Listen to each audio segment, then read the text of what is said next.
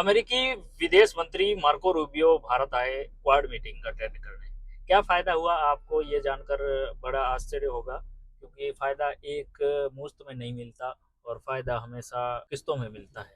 2020 के आसपास का एक सिनेरियो था जिस समय भारत चीन के साथ में झड़प में था और उसी समय देखने को मिल रहा था कि जो गलवान घाटी इंसिडेंट हो रखे थे उससे निपटने का प्रयास कर रहा था भारत। उस समय भारत के विदेश मंत्री एस जयशंकर ने एक स्टेटमेंट दिया था और कहा था कि हम चाइना के साथ में अभी वॉर अफोर्ड नहीं कर सकते। इसका मतलब ये नहीं था कि सोल्जर वीक है या फिर सोल्जर को एक्सपीरियंस नहीं है वॉर झेलने का।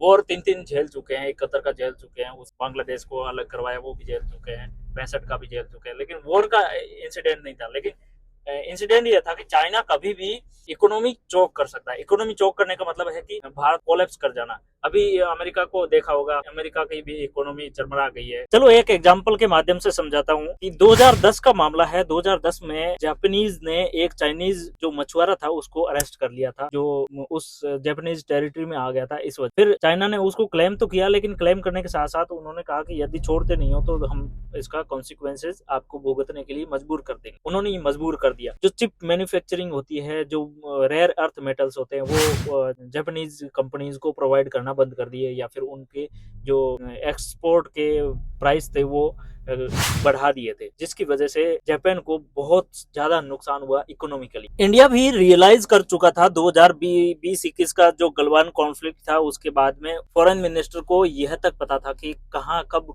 किस पॉइंट पर चोक करना चाहिए, कब कैसा एक्ट करना चाहिए, रिएक्ट कैसे करना चाहिए, सब कुछ पता था। उन्होंने तब रिएक्ट नहीं किया, उन्होंने तब पीसफुली एग्जिस्ट करने का प्रयास किया। उसके बाद में यह दिखाने का प्रयास किया कि हम टाइम आने पर रिएक्शन जरूर देंगे। रिएक्शन तब नहीं दिया। उसके बाद में पॉलिसीज डिजाइन होना शुरू हो गई। पॉलिसीज डिजाइन होने के बाद में इंडिया को यह भी पता था कि फर्स्ट जो रेयर अर्थ मिनरल्स का रिजर्व रखने वाला चाइना है, लेकिन सेकंड रिजर्व रखने वाला इंडिया है। उसको एक्सट्रैक्ट करने के लिए पॉलिसीज डिजाइन होनी चाहिए थी, जो 2024 के अराउंड हो चुकी थी।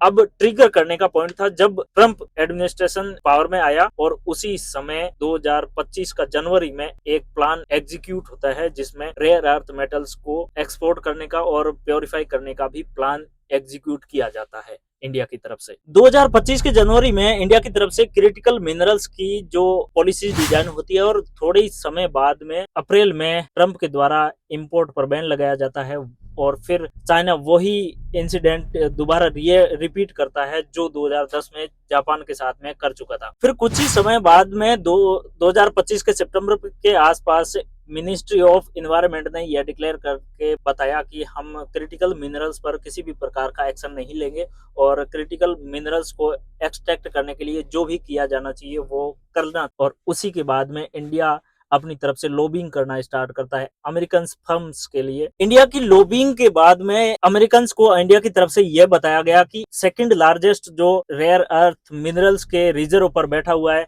और एक्सपोर्ट भी कर सकता है, लेकिन आपको जितनी जरूरत है, जितनी नीड है रेयर अर्थ मेटल्स की, डिपेंडेंसी आप चाइना पर खत्म क्यों नहीं कर देते? यदि डिपेंडेंसी चाइना पर खत्म कर देते हो तो हम वही एक्सपोर्ट आपको कर सकते हैं, जितनी आपको नीड है वो आपको हम फुलफिल कर सकते हैं।